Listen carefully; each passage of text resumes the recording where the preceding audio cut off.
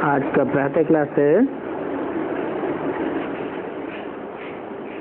4 नवंबर 1968। रूहानी बाप तुम बच्चों को सुदर्शन चक्रधारी बनाते हैं। बनाने वाला कौन और किसको बनाते हैं? बनाने वाला है रूहानी बाप।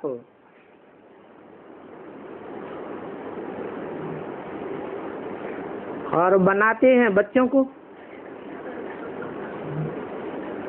तो रूहानी बाप के रूहानी बच्चे होने चाहिए। रूहानी बाप के बच्चे जिस्मानी होंगे क्या?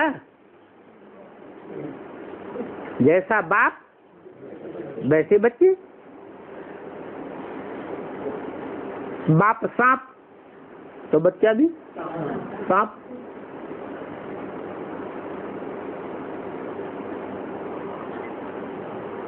बाप हाथी तो बच्चा चींटी, बच्चा भी हाथी।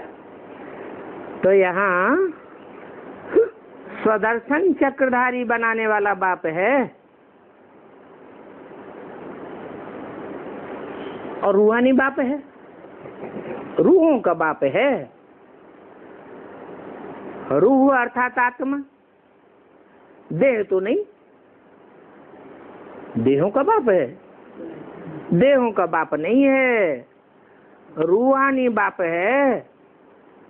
रूह अविनाशी है, रूहों का बाप भी अविनाशी है। देह विनाशी है, आज है कल नहीं रहेगी। जन्म जन्मांतर भी नहीं रहेगी। देह रहेगी नहीं रहेगी। क्या रहेगी? आत्मा तो रहेगी। तो आत्मा स्व है। अपनापन किससे है? देह से या आत्मा से? अपनापन देह से नहीं है। देह में लगाव हो गया है। अपनी देह में, दूसरों की देह में, देह के पदार्थों में, तो उनको अपना समझते हैं। लेकिन देह ही अपनी नहीं है। आज दिखाई पड़ रही है, कल एक्सीडेंट हुआ, खेल खराब। एक सेकंड का भी पता नहीं है कि ये देह हमारी है या तो देह के पदार्थ हमारे हैं, देह के संबंधी हमारे हैं, वो भी नहीं है। तो स्व माने अपनी, क्या है? आत्मा। और अपना है बाप। आत्मा का बाप कौन? रूहानी बाप, वो भी अपना है।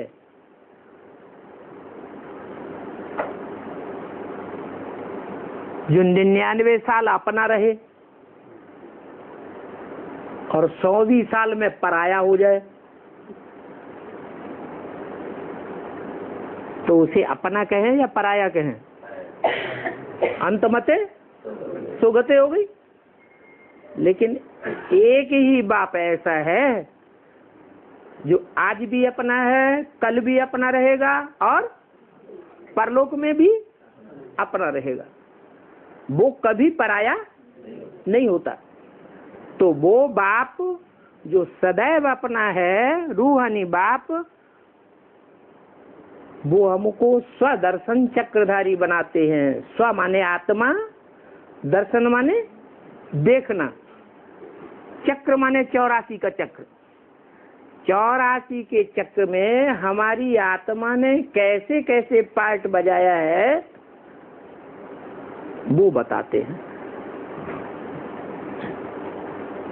एक जन्म की बात नहीं बताते। आत्मा ऐसा रिकॉर्ड है जिसमें 84 जन्मों का अविनाशी पार्ट भरा हुआ है। वो अविनाशी पार्ट की बात बता करके हम आत्माओं को स्वदर्शन चक्रधारी बनाते हैं। उन गुरुओं ने क्या समझ लिया कि भगवान ने कोई रथ का पहिया लिया और वो घुमाया, वो सुदर्शन चक्र था।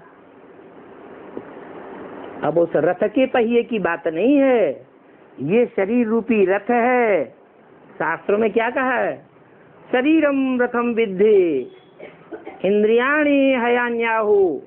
शरीर को रथ समझ, इंद्रियों को घोड़ा समझ। तो ये शरीर रूपी रथ है। इस रथ में ये स्व आत्मा बैठी हुई है। ये आत्मा को 84 के चक्र में कैसे हम अपना पार्ट बजाते हैं, वो बाप बताते हैं। अर्थात तुम इस 84 के चक्र को जान जाते हो क्या? 84 के चक्र में हमारी आत्मा कैसे कैसे पार्ट बजाती है इस सृष्टि रूपी रंगमंच पर। ये सृष्टि क्या है? स्टेज है ड्रामा का। ये दुनिया विराट ड्रामा है। इस ड्रामा में हम आत्मा कैसे कैसे पार्ट बजाते हैं, वो सारे चक्र को हम जान जाते हैं। किसके द्वारा? बाप के द्वारा। आगे नहीं जानते थे। आगे जानते थे? आगे नहीं जानते थे। बाप मिला तो हमको रियलाइज कराता है कि हम 84 के चक्र में आने वाले हैं, कम जन्म लेने वाले हैं या ज्यादा जन्म लेने वाले हैं। 84 से ज्यादा जन्म तो मिलते नहीं। क्या? वो गुरु लोग तो बताते हैं लाखों वर्ष है ये चक्र चलता है, सत्युग त्रेता द्वापर कलयुग का। बाप कहते हैं लाखों वर्ष की तो बात कोई बता भी नहीं सकता। क्या? ये चक्कर तो कोई बुद्धि में लाखों वर्ष का घुमा ही नहीं सकता। वो तो इसलिए कह देते हैं कि किसी को बताना न पड़े। कोई पूछे ये लाखों की चक्कर की हमें बात समझाओ तो समझा सकेंगे? नहीं। ये 84 का सिर्फ चक्कर है जिसमें सतयुग में, त्रेता में, द्वापर में, कलयुग में कैसे कैसे हमने जन्म लिए हैं। जन्म लेते लेते, सुख भोगते भोगते हमारी आत्मा की बैटरी कैसे कैसे खाली होती गई। तो बैटरी खाली होगी तो शक्ति कम हो जाएगी, ज्यादा हो जाएगी? शक्ति कम हो गई, होती चली गई। तो जब शक्ति कम होती चली गई तो सतयुग के मुकाबले नीचे के युगों में हमारी आयु क्षीण हो जाएगी या बढ़ेगी? क्षीण हो जाएगी। उन्होंने तो शास्त्रों में लिख दिया द्वापर युग में ऐसे ऐसे महात्माएं होते थे जिनकी हजारों साल उम्र होती थी। बाप कहते हैं ये सब गपोड़े हैं। क्या? सतयुग में भी आयु निर्धारित है, एवरेज एज आत्मा की। फिर त्रेता में भी निर्धारित है। हाँ, सतयुग के मुकाबले कम होगी क्योंकि आत्मा की बैटरी सुख भोगते भोगते, शरीर से ही सुख भोगा जाता है ना, तो शरीर से सुख भोगते भोगते आत्मा की बैटरी क्षीण होती है। द्वापर में और भी क्षीण हुई तो और ये एवरेज एज कम हो जाती। कलयुग में एवरेज एज 30 साल रह गई। मनुष्य की एवरेज कितनी है अभी आज दुनिया में? 30-40 साल से ज्यादा नहीं है। भले रूस में ऐसे लोग भी होते हैं जिनकी 100-125 साल एज भी होती है, लेकिन वो तो सिर्फ मात्र रूस में। वो तो अंतिम क्षण में उतरने वाली आत्माएं हैं रूस वाली। कब से? जब से स्टालिन और लेनिन आया। वो भगवान को नहीं मानते, स्वर्ग को नहीं मानते, आत्मा को नहीं मानते, परमात्मा को नहीं मानते, नास्तिक। ऐसे किस्म की जो आत्माएं हैं वो लास्ट में उतरती हैं इस सृष्टि पर। कहां से आती हैं? उस धाम से आती हैं जो हम आत्माओं के बाप रूहानी बाप का घर है। आत्माएं सब आती रहती हैं, आती रहती हैं, आती रहती हैं, वापस जाने का किसी को रास्ता। इसलिए दुनिया की आबादी घटती है कि बढ़ती है? बढ़ती रहती है। सतयुग में सिर्फ 9 लाख सितारे थे इस धरती पर, जो सदा चमकने वाले सितारे हैं। वो आसमान के सितारे हैं, वो तो जड़ हैं, और ये धरती के सितारे हैं जो 84 का पूरा चक्र लगाने वाले हैं। उनकी आयु सतयुग के पहले जन्म में 150 वर्ष से भी ऊपर थी। फिर और आत्माएं उतरी, जन्म बाई जन्म सतयुग में उतरती चली गई। तो जनसंख्या बढ़ेगी घटेगी? बढ़ेगी। और एवरेज एज घटेगी कि बढ़ेगी? घटेगी। तो पहले जन्म के मुकाबले सतयुग के आखिरी जन्म में एवरेज एज कम हो जाती है। त्रेता में एवरेज एज और कम होगी। उतरने वाली आत्माओं की संख्या ढेर की ढेर बढ़ेगी या कम होगी? बढ़ेगी। क्यों? क्योंकि दुनिया में श्रेष्ठ ज्यादा होते हैं या निष्कृष्ट ज्यादा होते हैं? प्रजा ज्यादा होती है या राजघराना ज्यादा होता है? प्रजा वर्ग की आत्माएं थोड़ी सी होती हैं, वो ढेर होती है, और राजा वर्ग की राज परिवार की आत्माएं बहुत थोड़ी होती है। तो जो सतयुग आज के बच्चे हैं उनको बाप आकर के पढ़ाते हैं, उनको कहते हैं तुम मेरे रूहानी बच्चे हो, रूह की स्टेज में टिकने वाले तुम हो, तुमको मैं पढ़ाता हूं। क्या 84 के चक्कर की बात तुमको बताता हूं, तुम फिर औरों को बताते रहना। सतयुग के से लेकर के त्रेता, द्वापर और कलयुग के अंत तक ऊपर से नीचे तक आने वाली आत्माओं की संख्या 500-700 करोड़ हो जाती है। अभी कितनी आबादी है? अभी 600 करोड़ से भी ऊपर पहुंच चुकी है। 700, 750 करोड़ जैसी आत्माएं जो सिर्फ एक ही जन्म लेंगी। जैसे रात में बरसात में क्या होता है, पतंगे होते हैं ना, रात में जन्म लेते हैं और सवेरे को सब पड़े हुए इधर उधर खलास हो जाते हैं। ऐसे ही कलयुग के अंतिम जन्म के अंतिम क्षणों में ढेर की ढेर आत्माएं उतर पड़ेंगी, लेकिन वो तो कीड़े मकोड़े हैं, वो ज्ञान उठाएंगे? वो ज्ञान उस तरह का ज्ञान नहीं उठाएंगे जिस तरह की गहराई का ज्ञान तुम बच्चे उठाते हो। तुम हो पूरे सुदर्शन चक्रधारी, विष्णु की औलाद, वैष्णव संप्रदाय। विष्णु के बच्चे वैष्णव, शिव के बच्चे शैव, ब्रह्मा के बच्चे ब्राह्मण। तो अभी ब्राह्मण तैयार हो रहे हैं। ये ब्रह्मा और ब्राह्मण से बने हुए बच्चे जो हैं वो ही वैष्णव संप्रदाय बनेंगे। ब्रह्मा तो विष्णु बनता है तो ब्राह्मण तो वैष्णव संप्रदाय बनते। तो बताया कि तुम वैष्णव संप्रदाय बच्चे जो पूरे 84 जन्म लेने वाले हो, तुम पहले पहले विष्णु संप्रदाय थे कि शैव संप्रदाय थे? किसके बच्चे थे? हर एक बच्चा अपने बाप को फॉलो करता है, फॉलो करने वाले को फॉलोअर कहा जाता है।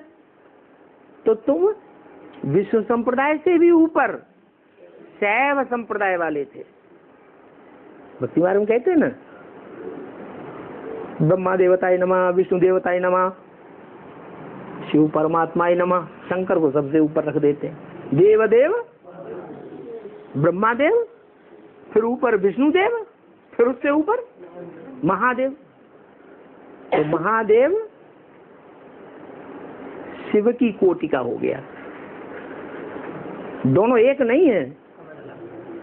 शिव भगवान है, वो सदैव कल्याणकारी है, आज भी कल्याणकारी, कल भी कल्याणकारी और आगे भी कल्याणकारी, और कल भी कल्याणकारी था। एक क्षण भी अकल्याणकारी नहीं। लेकिन वो जब इस संसार में आता है तो एक आत्मा जिसमें प्रवेश करता है वो मुकर्रर रथधारी वो व्यक्तित्व है जिसे मुसलमान लोग आदम कहते हैं, सृष्टि का पहला पुरुष। आदम की औलाद आदमी, हम सब क्या हैं? आदम की औलाद हैं। क्रिश्चियन लोग उसको कहते हैं एडम, जैनी लोग उसको कहते हैं आदिनाथ, हिंदुओं में कहा जाता आदिदेव। तुम आदिदेव है, पुरुष है पुराण। पुराने से पुराना पुरुष कौन है? वो आदिदेव है। तो उस आदिदेव में वो सुप्रीम सोल प्रवेश करता है। प्रवेश करके पहले उसको आप समान बनाता है। कैसा बनाता है? आप समान। तो शंकर है ना, शंकर का काम क्या बताते हैं? शंकर ने क्या किया बड़े से बड़ा काम है जो कोई धर्मपिता ने नहीं किया। इब्राहिम, बुद्ध, क्राइस्ट, गुरु नानक, किसी ने भी नहीं किया। ब्रह्मा ने नहीं किया, विष्णु ने नहीं किया। सब वो काम से डरते हैं। वो हिम्मत का काम किसने किया? क्या काम किया है? विष पिया और इस विषैली दुनिया का संहार भी किया। क्या विषय विकारों की दुनिया का क्या किया? संहार भी किया। इब्राहिम, बुद्ध, क्राइस्ट आए, उन्होंने अपने अपने धर्म की धारणाएं तो स्थापन कर दी मनुष्यों के बीच में, लेकिन पुरानी परंपराओं का त्याग किसी ने नहीं कराया। पुरानी घिसी पिटी परंपराओं के ऊपर गुरु लोग चलते रहे, अपने फॉलोअर्स को चलाते रहे, क्योंकि डरते थे। क्योंकि पुराने जो धर्म गुरु बैठे हुए हैं, अगर हम उनका मुकाबला करेंगे तो वो हमको ऐसे ही निचोड़ देंगे। तो कोई ने भी मुकाबला नहीं किया, कोई ने अधर्म का विनाश नहीं किया। जो भी धर्म आए वो सब झूठ की ओर बढ़ते चले गए, असत धर्म बनते चले गए। नई चीज सतो प्रदान होती है, पुरानी चीज सतो प्रदान होती है। नया मकान है, छोटा बच्चा है, सुखदाई होगा या दुखदाई होगा? सुख देता है। जो जो पुराना होता जाएगा दुखदाई। दुनिया की हर चीज की यही हालत है। क्या? पहले सुखदाई, फिर जितना पुराना हो गया लास्ट में दुखदाई। तो ये दुखदाई जो सृष्टि है उसमें ये धर्मों की भी यही हालत है। सभी धर्मों की ये हालत है, चाहे इब्राहिम का इस्लाम धर्म हो, चाहे क्राइस्ट का क्रिश्चियन धर्म हो। इधर आ जाओ, इधर जगह दे दो थोड़ी सी।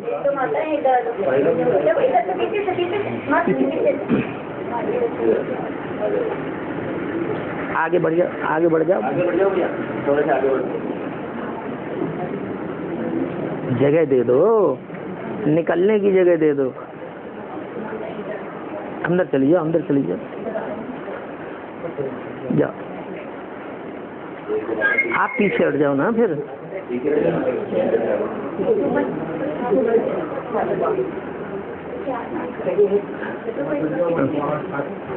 अच्छा, आप अंदर चले जाओ। उठ जाओ, उठ जाओ, उठ जाओ, अंदर बैठ जाओ जल्दी।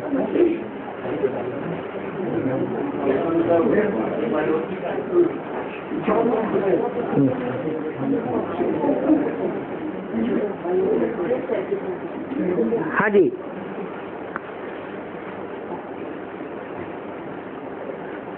तो बताया दुनिया की हर चीज पहले सुखदाई सतो प्रधान, फिर अंत में दुखदाई तमो प्रधान बन जाती है। तो धर्म भी, जितने भी दुनिया में धर्म है वो पहले पहले सुखदाई, धर्म पिताएं भी सुखदाई थे। फिर उनके जो भी फॉलोअर्स आते गए वो नीची कोटि के होंगे या ऊंची कोटि के होंगे, उन्होंने डब्बा गोल कर दिया। सब धर्म अभी असत धर्म बन गए। पहले सतो प्रधान थे, अभी तमो प्रधान बन गए। उन तमो प्रधान धर्मों की तमो प्रधानता को खंडन करने का साहस किसी के अंदर नहीं था। कोई धर्म पिता के अंदर नहीं, कोई महात्मा के अंदर नहीं, कोई विद्वान पंडित आचार्य के अंदर नहीं। सिर्फ बोलते हैं ये ऐसा है, वो वैसा है, वो वैसा है, वो वैसा है, लेकिन खंडन किसी के बस का होता नहीं। अंत में जो जब परम पिता परमात्मा आता है, रूहों का बाप, रूहानी बाप, तो जिस पहले मनुष्य में प्रवेश करता है वो तो जानता है ना, इतनी बड़ी 500-700 करोड़ की सृष्टि में वो आदम कौन है, वो उसी में प्रवेश करता है और प्रवेश करके उसको आप समान बनाता है। पहले आप समान का मतलब कैसे? दुनिया में जो भी आत्माएं आई आत्म लोक से, रूहों के लोक से, ब्रह्म लोक से, परम धाम से इस दुनिया में आके शरीर धारण किया, वो पहले सतो प्रधान थी या तमो प्रधान थी? जब आती है तो भगवान के घर से आती है, सतो प्रधान थी। नीचे संग के रंग में आकर के तमो प्रधान बन गई। तो उन आत्माओं के बीच में सबसे जास्ती पुराना कौन है? जो भी आत्माएं ऊपर से नीचे आई 500-700 करोड़, उनमें सबसे कोई पुरानी आत्मा है शरीर धारण करने वाली? कौन? वो सबसे ज्यादा पुरानी होने के कारण ज्यादा तमो प्रधान बनेगी कि ज्यादा सतो प्रधान बनेगी? ज्यादा, सबसे ज्यादा तमो प्रधान वो बनती है।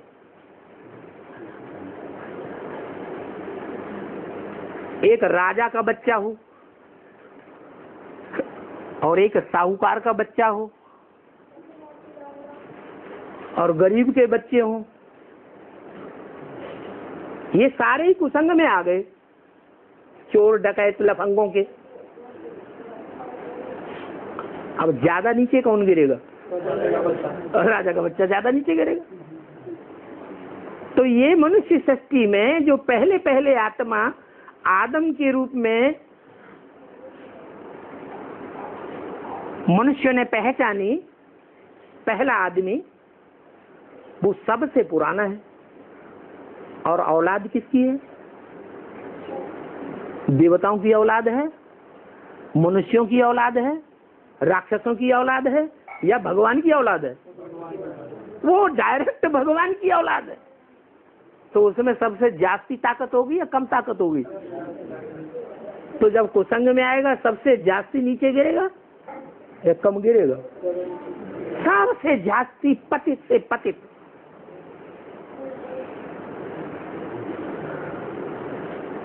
तुलसीदास जी ने क्या बोला? मैं पतितन को राजा। क्या तुलसीदास ने बोला अपने मुख से? क्या बोला? मैं पतितन को राजा।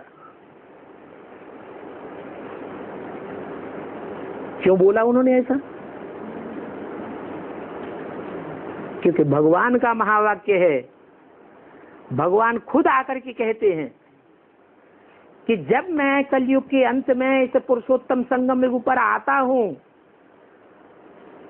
तो जिन जिन आत्माओं ने जो जो पार्ट बजाया है वो अपने पार्ट की नामबरी कहो, श्रेष्ठता कहो या भ्रष्टता कहो, वो अपने मुख से अपने शास्त्रों में लिखे हुए शास्त्रों में उच्चारण करती है। मन अपनी अपनी कथा कहानी संगम युग की अपने अपने शास्त्रों में लिख मारी है। इसका मतलब क्या हुआ कि तुलसीदास जी ने रामायण लिखी, सूरदास जी ने सूर सागर लिखा। भागवत किसने लिखी?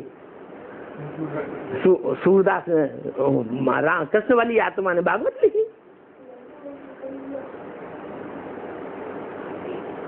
मीरा ने मीरा के पद गाए।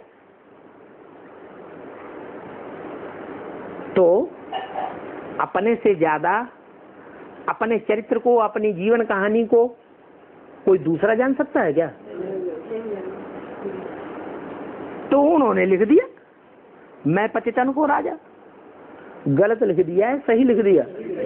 सही लिखा। तो बताया आगे तुम नहीं जानते थे कि मैं आत्मा कौन, 84 जन्म लेने वाली या कम जन्म लेने वाली है? आगे तुमको विश्वास नहीं था। आज मैं आकर के जब तुमको सुदर्शन चक्रधारी बनाता हूं तो तुमको विश्वास हो जाता है कि मैं कौन सी आत्मा हूं, 84 जन्म लेने वाली सृष्टि की आदिकाल की आत्मा हूं। मनुष्यों में जो पहला मनुष्य आदम है, उस आदम का बच्चा मैं आदम हूं, आदमी हूं, पहली जनरेशन। और रूहानी बाप की रूहानी औलाद मैं हूं, जो पूरी रूहानी स्टेज में टिकने वाली हूं, एक जन्म भी कम नहीं। क्योंकि अगर एक जन्म भी कम हो जाएगा, इसका मतलब रूहानी स्टेज में पूरा टिका नहीं, इसलिए अधूरी सृष्टि में आना होता है। कीड़े मकोड़ों जैसा बनेगा, जानवर जैसे स्वभाव का बनेगा, नरसो नारायण नहीं बन सकता। नरसो नारायण जैसा वही बनेगा जो नर से डायरेक्ट नारायण बनने की क्षमता रखता हो, भगवान की पढ़ाई के द्वारा। नर मनुष्य, नारायण देवता। मनुष्य को देवता कौन बनाएगा? ब्रह्मा बनाएगा, वो तो खुद ही देवता है।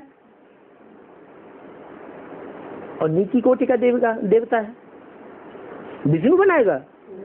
हाँ, वो भी मीडियम कोटि का देवता है। शंकर बनाएगा? चलो ऊंची कोटि का देवता है, लेकिन है तो देवता। बनाने वाला उससे ऊपर होना चाहिए या नीचे होना चाहिए? बाप पावरफुल होता है या बच्चा पावरफुल होता है? बाप पावरफुल होता है। तो रूहों का बाप, रूहानी बाप, हम मनुष्यों को, मनुष्य से, नर से क्या बनाते हैं? नारायण जैसा बनाते हैं। सतयुग में नहीं बनाते, वहां तो देवताएं रहते हैं। कहाँ बनाते हैं? कलयुग के अंत और सतयुग के आदि में, जब ये संगम युग होता है, उस संगम युग में आकर के हमको पतित से पावन, नर से नारायण बनाते हैं। ये बात तुम आगे नहीं जानते थे, अब इस बात को जानते हो कि हमको नर से नारायण जैसा बनाने वाला भगवान बाप अब इस सृष्टि पर आया हुआ है। तो बाप द्वारा ही तुमने इस राज को जाना है ना। 84 जन्मों के चक्र में तुम आते जरूर हो। क्या कहा?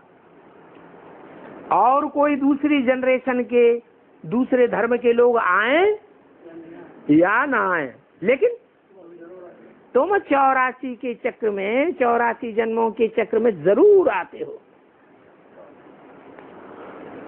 हाँ, ये हो सकता है थोड़ा कम पुरुषार्थ किया हो।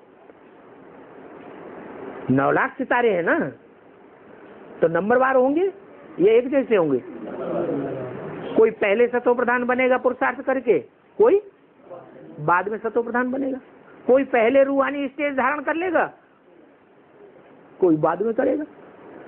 तो जो बाद में रूहानी स्टेज धारण करेंगे वो आएंगे तो जरूर 4, 6, 8, 10, 15।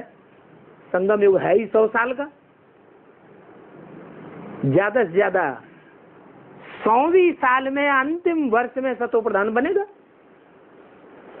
लेकिन 84 जन्म पूरे लेगा या नहीं लेगा?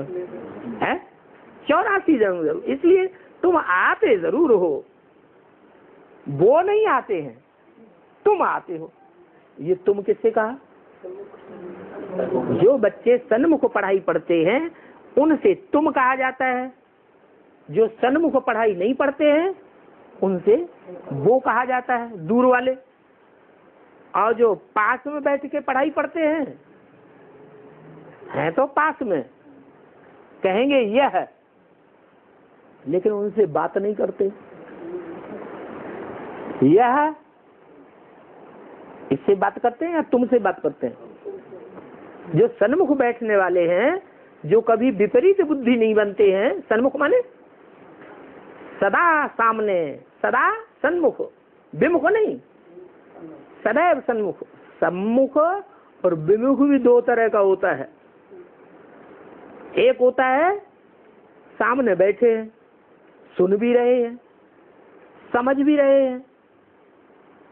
क्या कौरवों ने भगवान का ज्ञान सुना भी और क्या समझा? नहीं समझा भी, लेकिन अंदर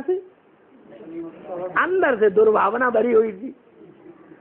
इस भगवान की ऐसी तैसी कर दें हम। शिशुपाल तो सामने ही गाली देता था, तो उन्हें सन्मुख कहा जाएगा या विमुख कहा जाएगा? बाहर से दिखाने के लिए सन्मुख और अंदर से विमुख। तो ज्यादा खतरनाक कौन से हुए? हाँ? जो सन्मुख होते हुए भी विमुख हैं, बाप के विमुख हैं।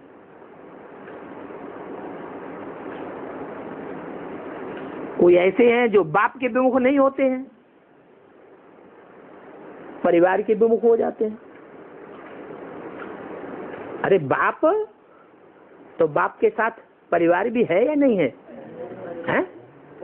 कि बाप सन्यासी है, प्रवृत्ति मार्ग के धर्म की स्थापना करके जाता है या निवृत्ति मार्ग के धर्म की स्थापना करके जाता है? प्रवृत्ति मार्ग की स्थापना करके जाता है। तो बाप की महिमा नहीं कर पाएंगे मुख से, और बाप के परिवार की भी महिमा मुख से नहीं कर पाते। ऐसी आत्माएं फिर उनको सन्मुख नहीं कहा जा सकता। आज नहीं तो कल फिर क्या होता है? आज नहीं तो कल नीचे गिरते हैं। नीचे गिरते से उससे क्या होता है? दूसरे धर्म में खिसक जाएगी, आत्मा अधूरी रह जाएगी, पूरी पढ़ाई नहीं पढ़ पाते हैं, कुसंग में आ जाते हैं। कुसंग में ना आने से सत्संग बनता है। सत्संग हम रोज करते रहे 8 घंटे और 4 घंटे कुसंग कर लें, तो रिजल्ट क्या आएगा? है? क्या रिजल्ट आएगा? कुसंग ज्यादा लगेगा या सत्संग ज्यादा लगेगा? सत्संग का ज्यादा असर होगा? नहीं होगा, कुसंग का घट असर हो जाता है। तो बाप तुम बच्चों को 84 की नॉलेज देते हैं, ये पक्का याद करना है। ना उन धर्म वालों को देते हैं जो दूसरे धर्म में कन्वर्ट होकर के भारतवर्ष को, भारतवासियों को धोखा देके चले गए। न इनको देते हैं। इनको माने जिनमें ब्रह्मा की तरफ इशारा किया। क्या इस ब्रह्मा में मैं माँ बन करके पहले आता हूँ। क्या कहते हैं? त्वमेव माता च पिता त्वमेव। पहले माता का नाम आता है। तो भगवान पहले क्या बन के आता है? पहले माता बनकर आता है। माता बनकर क्यों आता है? जब बाप का मर्तबा बड़ा है तो पहले ही बाप बन के आ जाए ना। माता बन के क्यों आता है? माता से पालना प्यार की अच्छी मिलती है। माता बच्चों को ज्यादा अच्छा संभालती है, सहन शक्ति ज्यादा होती है। बाप में सहन शक्ति इतनी नहीं होगी। बच्चा है, बच्चे को गोद में लिया है और उसको प्यार किया और उसने मुंह पे पेशाब कर दी, हंस रहा है, तो बाप क्या करेगा? बाप तो गुस्से में आ जाएगा, थप्पड़ मार देगा। और अम्मा अम्मा तो प्यार करेगी। रात में बच्चे को पास में लौटाएगा, टट्टी पेशाब कर देगा तो बाप तो उठा के फेंक देगा। कहाँ मुसीबत पड़ गई आके जिंदगी में। अम्मा सूखी जगह में बच्चे को लिटाएगी और गीली जगह में रात भर खुद ठिठुरती रहेगी ठंडों की दिनों में। तो माँ में सहन शक्ति होती है। तो बाप भी, शिव बाप जो रूहानी बाप है, वो भी पहले क्या बन करके आता है? ब्रह्मा बन करके आता है। क्या जिस्मानी पालना देता है? रूहानी ज्ञान की पालना देता है। कहते हैं ब्रह्मा के मुख से वेद निकले। क्या निकले? वेद। विद माने जानना, वेद माने जानकारी का आगार, ज्ञान। वेदों का भंडार, वेद जो है ज्ञान का भंडार है। लेकिन उस भगवान की वाणी को सब कोई नहीं समझ सकता है। जो बड़े बड़े कवि होते हैं उनकी कविता के मर्म को सब कोई जानता है क्या? BA MA की पढ़ाई क्यों पढ़ते हैं फिर? वही तुलसीदास के दोहे, वही कवित, वही चौपाइयां प्राइमरी स्कूल में भी रटाई जाती है और वही BA MA में भी पढ़ाई जाती है। अंतर क्या हो जाता है? और अर्थ में गहराई हो जाती है। उस गहराई को सब कोई नहीं जान सकता। माँ बेसिक तक पढ़ाएगी, कक्षा 2, 4, 5, 8। BA MA की पढ़ाई घर को पालने वाली अम्मा नहीं पढ़ाती। वो तो फिर जो ज्यादा गहराई में उतरा हुआ वो ही पढ़ा सकता है। तो पहले पहले माँ के रूप में बाप आया, ब्रह्मा, जिसका नाम पड़ा दादा लेखराज। कोई कहे हम नहीं मानते वो ब्रह्मा है। अच्छा तुम ना मानो, प्रैक्टिकल सबूत दें तो मानोगे? हाँ मानेंगे। क्या है प्रैक्टिकल स्वरूप? तो बताओ उनको। एक ही जन्म के अंदर दुनिया की कोई भी ऐसी संस्था बता दो जो सारे संसार में इतनी तेजी से फैल गई हो। बताओ, कोई है? आज ब्रह्मा कुमारी आश्रम सारी दुनिया में फैला हुआ है। भारत के गांव गांव में ब्रह्मा कुमारी आश्रम फैले हुए। किसकी आश्रम है? ब्रह्मा का नाम क्यों आया? नाम हटा दो। नाम किस लिए प्रख्यात होता है संसार में? कोई काम किया होगा तभी तो नाम प्रख्यात होता है। तो ब्रह्मा के द्वारा ऐसा काम हुआ है जो गांव गांव में, शहर शहर में, सारी दुनिया में वो ब्रह्मा कुमारी आश्रम फैले हुए हैं, ये साबित करने के लिए कि ब्रह्मा भी इसी सृष्टि पर होता है। हुआ था पहले भी और अभी फिर हुआ है। बल ब्रह्मा ने शरीर छोड़ दिया है, इसलिए शास्त्रों में लिखा है ब्रह्मा सूक्ष्म वतनवासी। क्या जो शरीर छोड़ देते हैं मनुष्य, अचानक शरीर छोड़ते हैं, अकाली मौत होती है तो भूत प्रेत नहीं बनते? तो ऐसे ही ब्रह्मा भी अचानक शरीर छोड़ दिया, हार्ट फेल हो गया, पूरी आयु नहीं हुई। पूरी आयु करने के लिए सूक्ष्म शरीर धारण किया हुआ। तो 68-69 में ब्रह्मा ने शरीर छोड़ दिया। तो उस ब्रह्मा के लिए बोला इस।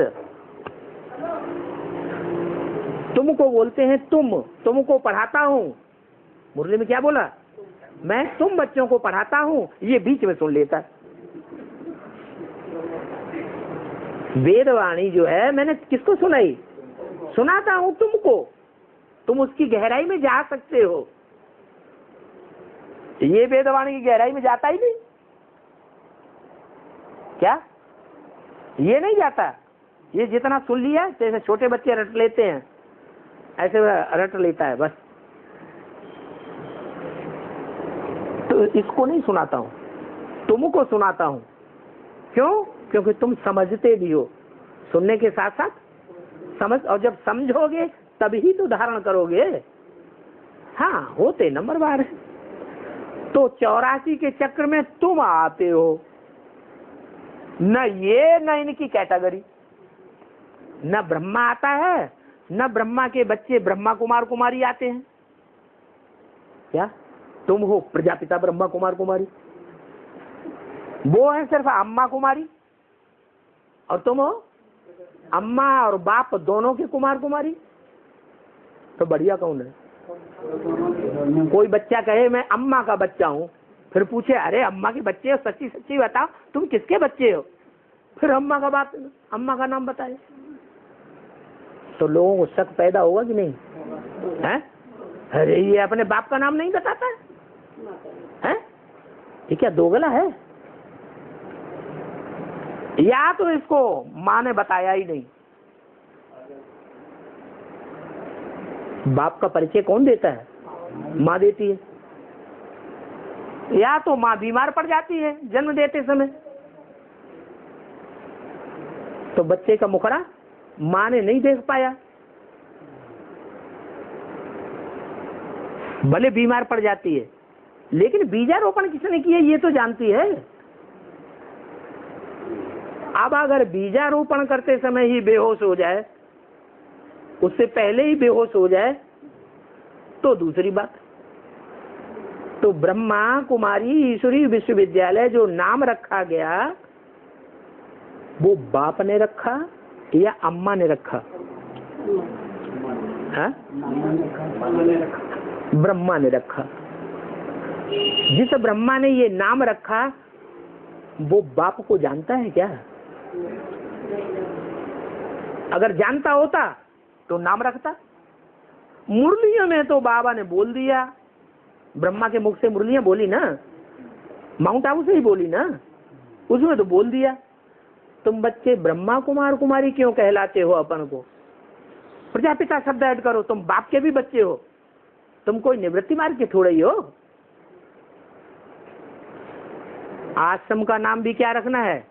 प्रजापिता ब्रह्मा कुमार कुमारी। अब वो ब्रह्मा कुमार कुमारी लड़ाई लड़े ना, हमारा तो आश्रम का नाम है ही प्रजापिता ब्रह्मा कुमारी। अरे वो तो तुमने बाद में रखा है, जब बाबा ने ज्यादा फोर्स दिया। पहले तो ब्रह्मा कुमारी नाम था या प्रजापिता ब्रह्मा कुमारी नाम था? ये जो 4 चित्र छपे हुए हैं, पुराने पुराने फोल्डर, उनमें देखो, उनमें लिटरेचर में देखो, ब्रह्मा कुमारी विद्यालय लिखा हुआ है या प्रजापिता ब्रह्मा कुमारी लिखा हुआ है? ब्रह्मा कुमारी विश्वविद्यालय लिखा हुआ है। इसका मतलब ब्रह्मा को बाप का पता था ही नहीं, खुद को ही पता नहीं था, तो परिचय कहां से दे? 69 में शरीर छोड़ दिया। किसने? ब्रह्मा ने। ब्रह्मा कुमारी आश्रम भी बरकरार है, वो पढ़ाई पढ़ने वाले ब्राह्मण भी बरकरार हैं, लेकिन वो बाप को नहीं जानते। हाँ, उनमें से जो ऊंची पढ़ाई पढ़ने वाले, ट्रांसफर होने वाले निकलते हैं, जो मुरली में बोला है कि तुम बच्चों का क्लास ट्रांसफर होगा, तो जिन बच्चों का क्लास ट्रांसफर हो गया उनका स्थान भी चेंज होगा कि नहीं? पढ़ने का स्थान भी चेंज हो जाता है। उनका टीचर चेंज होगा कि नहीं? उनका टीचर भी चेंज हो जाता है। तो वो बच्चे तुम बैठे हुए हो, आगे की पढ़ाई पढ़ने वाले, एडवांस पढ़ाई पढ़ने वाले, तुमको 84 के चक्र का पता लग जाता है। न इनको पता लगता है, न दुनिया वाले उनको, दूसरे धर्म वालों को पता लगता है। अरे हिंदू ही तो कन्वर्ट होकर के दूसरे धर्म में गए। पहले दुनिया में कौन सा एक धर्म था? हैं? एक ही देवी देवता सनातन धर्म तो ही तो था, जो बाद में हिंदू कहे गए। वो फिर दूसरे धर्म में कन्वर्ट होते गए। तो क्या ज्ञान सुना के कन्वर्ट किया उन्होंने, या ग्लानि करके कन्वर्ट किया? है? हमारे रामकृष्ण देवताओं की ग्लानि करके उन्होंने कन्वर्ट किया है। देखो, तुम्हारे राम जंगलों में मारे मारे फिरते रहे, उनकी सीता रावण ने चुराया। ऐसा भी कोई राजा होता है? ऐसे राजा कोई सर्वशक्तिवान होता है? हैं? ऐसे राजा को तुम भगवान मानते हो, जिसकी औरत उठाई ली? तो लोगों को शक पैदा हो जाता है, कच्ची कच्ची आत्माओं को। वो दूसरे धर्म में कन्वर्ट हो गई। तो वो कन्वर्ट होने वालों को भी पता नहीं है क्या कि हम 84 जन्म 84 के पूरे चक्कर में आते हैं या नहीं।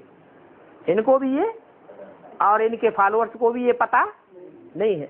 तुमको पता है, तुम जरूर 84 के चक्र में आते हो।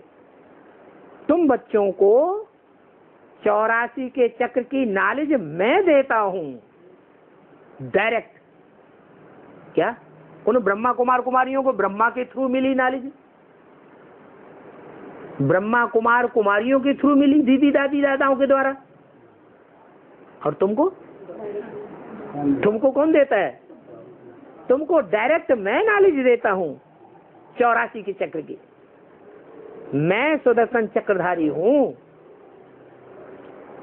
क्या मैं सुदर्शन चक्रधारी हूं? परंतु प्रैक्टिकल में तुम हो। मैं सुदर्शन चक्रधारी हूं का मतलब क्या हुआ कि मैं तुम्हारे 84 के चक्र को जानता हूं। मैं अंतर्यामी हूं। मैं जन्म मरण के चक्र में नहीं आता हूं। जन्म मरण के चक्र में जो आता है वो पूर्व जन्म की बात जानता है कि भूल जाता है? भूल जाता है। तो तुम तो जन्म मरण के चक्र में आने वाले हो, तुम तो भूल जाते हो। असल में तो मैं सुदर्शन चक्रधारी हूं, परंतु प्रैक्टिकल में मैं 84 के चक्कर में नहीं आता हूं। क्यों? जो 84 के चक्कर में आवे वो फिर नंबर में भी आवे। क्या 500-700 करोड़ मनुष्य आत्मा ऊपर से नीचे आती है ना, तो ये बड़ी रुद्रमाला है। कोई किस नंबर पे आता है, कोई किस नंबर पे आता है, कोई किस नंबर पे, उनके नंबर बन जाते हैं कि नहीं? तो मैं उस नंबर में नहीं आता हूं। मैं कोई माला के नंबर में नहीं आता हूं। 16,000 की माला है, 108 की माला है, 8 की माला है, ब्रह्मा की 1000 भुजाओं की माला है, श्री से 1008 कहा जाता है। मैं कोई माला के चक्करों में कोई नंबर में नहीं आता हूं। परंतु तुम तो प्रैक्टिकल में आते हो। इसका मतलब आज नहीं तो कल तुमको पता चलेगा कि मैं कौन सी माला का मणका हूं। 8 का मणका हूं जो शिव भगवान के सर पे चढ़ाई जाती है। 108 की माला का मणका हूं जो गले में आती है, या 16,000 की माला का मणका हूं जो भुजाओं में चारों तरफ लपेटी जाती है। सहयोगी बनते हैं। कौन सी माला का मणका हूं? या सिर्फ 33 करोड़ देवताओं की माला है उसमें आता हूं। ये तुम प्रैक्टिकल में पार्ट बजाते हो तो तुम जानते हो। कब जानते हो? अभी इस संगम युग में तुमको पता चलेगा। तुम आत्मा रूपी एक्टर हो। जन्म जन्मांतर तुमने इस रंगमंच पर शरीर रूपी कपड़े बदल बदल करके तुमने पार्ट बजाए हैं। तो तुम होशियार एक्टर हो या बुद्धू एक्टर हो? होशियार तो उसको कहा जाएगा जो अपने पार्ट को पहचाने कि कौन से टाइम पर हमको क्या पार्ट बजाना है? पहले हमको ऐसा पार्ट बजाना है, त्रेता के आदि में ये पार्ट बजाना है, द्वापर के आदि में ऐसा पार्ट बजाना है, कलयुग में ये पार्ट बजाना है, पृथ्वीराज चौहान का पार्ट बजाना है, मीरा का पार्ट बजाना है। कौन सा पार्ट बजाना है सो मालूम होना चाहिए कि नहीं? तो देह अभिमानी को मालूम होगा, या जो अपन को आत्मा समझेगा, दूसरों को आत्मिक रूप में देखेगा, उसको पता चलेगा। है तो पहले ये प्रैक्टिस करनी पड़े। क्या प्रैक्टिस करनी पड़े कि अपन को स्टार आत्मा देखो और दूसरों को भी स्टार आत्मा देखो। देह का ढांचा ना देखो। रूहानी दृष्टि बने, दैहिक दृष्टि न बने। विकार कब आते हैं? देह की दृष्टि देखते हैं तो विकार आता है। अगर आंखों को भी देख लिया तो भी देह की दृष्टि आ जाती है, तब विकार आता है। काम विकार आता है। क्रोध विकार आता है, अरे ये इतना नीच आदमी, मैं इतना ऊंची पदवी वाला, इसने हमको ऐसी बात कैसे कह दी, बस हो गए शत्रु। तो क्रोध भी आता है। लोभ भी रूहानी दृष्टि से आता है या देवान की दृष्टि से आता है? लोभ भी देवान की दृष्टि से आता है। पदार्थों के प्रति लालच पैदा होता है, वो भी लोभ है।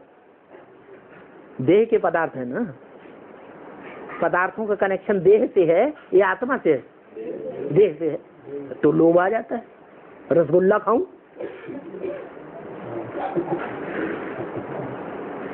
मोह, मोह का कनेक्शन देह से है या आत्मा से है? आत्मा बन गए तो 84 जन्मों में 84 बाप मिलेंगे, 84 जन्मों में पता नहीं कितने बच्चे हमारे बनेंगे, 84 जन्मों में पता नहीं कितने कितने संबंधी मित्र संबंधी बनेंगे। किसके किसके प्रति मोह रखेंगे? आज इसके साथ पार्ट बजाना है, कल उसके साथ पार्ट बजाएंगे, परसों उसके साथ पार्ट बजाएंगे, चोले बदलते जाएंगे और पिछले जो चोले के साथ जो संबंधी थे उनसे कोई कनेक्शन रहेगा ही नहीं। तो काम, क्रोध, लोभ, मोह, अहंकार, ये पांचों विकार कब आते हैं? देहभान से आते हैं, अपने को देह समझ, दूसरे को देह समझने से। तो बताया कि तुम प्रैक्टिकल में 84 के चक्र का पार्ट बजाते हो, इसलिए तुम सुदर्शन चक्रधारी हो। मैं हूं तो सुदर्शन चक्रधारी, मैं जानता हूं कि मैं इस 5000 वर्ष के शशि चक्र में सिर्फ एक ही बार आकर के अंतिम जन्म में तुम बच्चों को पढ़ाई पढ़ा के नर से नारायण जैसा देवता बना देता हूं, और तुम्हारे 84 जन्मों की कहानी भी बता देता हूं। मैं डायरेक्ट नहीं बताता हूं। जैसे बीज गणित होता है, रेखा गणित होता है, तो उसमें इतना इतना जोड़ा तो इज इक्वल टू इतना आया, ऐसे में फार्मूला बता देता हूं। वो फार्मूले तुम लगाते जाओ, और तुम अपने जन्मों को पहचानते जाओ। लेकिन पहचानेंगे तब जब तुम्हारी रूहानी दृष्टि बनेगी, आत्मिक दृष्टि बनेगी, तभी 84 के चक्र का ज्ञान तुम्हारे आत्मा रूपी पार्टधारी को होगा। देहभान होगा तो नहीं होगा। तो इन बातों से समझ जाना चाहिए कि शिव बाबा में सारा ज्ञान है। क्या? किसमें सारा ज्ञान है? शिव में अकेला नहीं बताया, 2 शब्द बोले, शिव बाबा। ये क्यों? शिव नाम है बिंदी का। ये बिंदी आत्मा का नाम कभी होता ही नहीं है। ए आत्मा इधर आओ, ऐसे कोई कहा जाता है? नाम शरीर के ऊपर पड़ता है या आत्मा के ऊपर पड़ता है? शरीर के ऊपर पड़ता है। तो तुम सब शरीर धारण करते हो, इसलिए तुम्हारे शरीर का नाम पड़ता है। मेरे शरीर का नाम, मेरे शरीर का नाम नहीं है। मैं शरीर धारण ही नहीं करता, मैं गर्भ से जन्म लेता ही नहीं, मैं तो अजन्मा हूं। मेरी आत्मा का ही नाम शिव है, बिंदु। जब बिंदु मेरी आत्मा का ही नाम शिव है, तो लोगों ने इतना बड़ा लिंग बना के क्यों पूजा करना शुरू कर दिया? इसका कारण क्या? इसका कारण ये कि मैं बिंदु आत्मा जब तक बड़ा रूप धारण न करूं, तब तक पार्ट कैसे बजाऊंगा? तुमको पढ़ाऊंगा कैसे? पढ़ाऊंगा? माता कैसे बनूंगा तुम्हारी? पिता कैसे बनूंगा? भगवान के साथ तो सर्व संबंध होते हैं, मैं तुम बच्चों के साथ सर्व संबंध कैसे निभाऊंगा?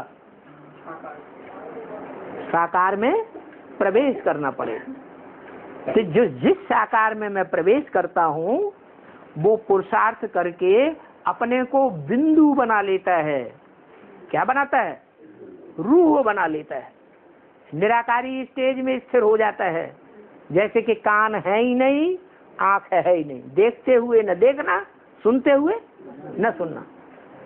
सारी दुनिया ग्लानि करती है कलंकी धर के। ग्लानि कलंक लगाती है, उसको कोई असर होता है? कोई असर नहीं। तो कान है कि नहीं है? कान है या नहीं है? कान कहाँ है? वो बिंदु को कान है? हैं? कान नहीं है। जिसमें प्रवेश करता है उसके कान नहीं है, उसको कान है, लेकिन उसके कानों से सुन करके उसको कोई असर, क्यों? उन कानों से उसको लगाव, उन कानों से उसका लगाव ही नहीं है, उस देह से उसका लगाव नहीं है। लगाव होने से पार्शियलिटी पैदा होती है। क्या पार्शियलिटी कब पैदा होती है? पक्षपात कब होता है? कोई से लगाव होता है तो पक्षपात पैदा होता है। मेरा कोई भी देहधारी से कोई लगाव नहीं है, इसलिए मैं पक्षपाती नहीं हूं, मैं साक्षी दस्ता हूं। इसलिए बताया कि तुमको समझ जाना चाहिए कि शिव बाबा में ही सारा ज्ञान है। शिव बिंदु में ज्ञान नहीं कहेंगे। क्या बिंदु में क्यों नहीं कहेंगे? अरे स्पीकर रखा हुआ है? स्पीकर रखा हुआ है और कोई कहे कि इस स्पीकर में आवाज भरी हुई है, फिर वो बजे ही नहीं कभी,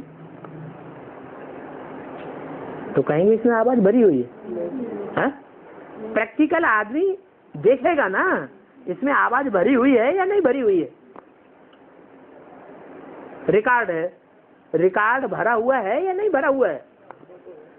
तो ऐसे ही उस सुप्रीम सोल में क्या रिकॉर्ड भरा हुआ है?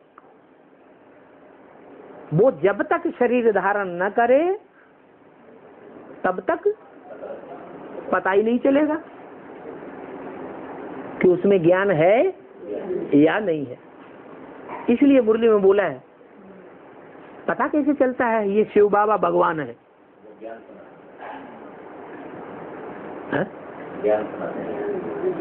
ऐसा ज्ञान सुनाते हैं जो दुनिया में कोई ने भी न सुनाया हो। वो तुरिया है, सारी दुनिया के मुकाबले बिल्कुल अलग है। तुरिया ज्ञान सुनाता है।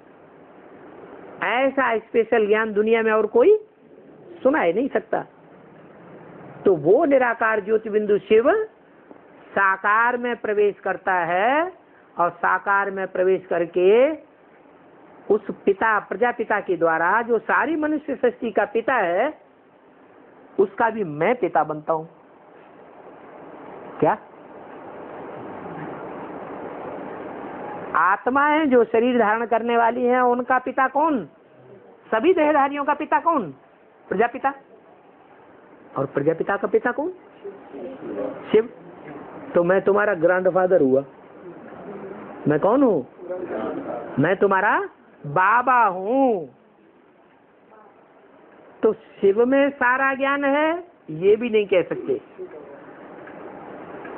देहधारी प्रजापिता में सारा ज्ञान है ये भी नहीं कह सकते। क्या कहें? शिव बाबा, शिव बाबा में सारा ज्ञान है।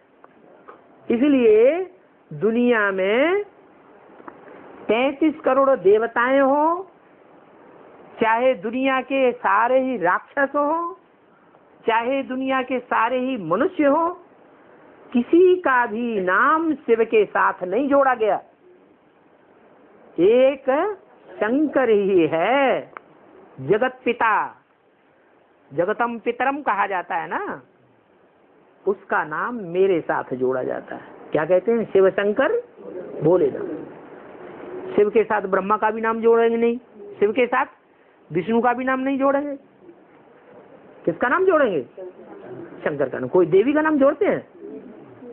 देवी को भी तीसरा नेत्र दिखाया जाता है। क्या? लेकिन उसका नाम शिव के साथ नहीं जोड़ा जाता है। ओम शांति।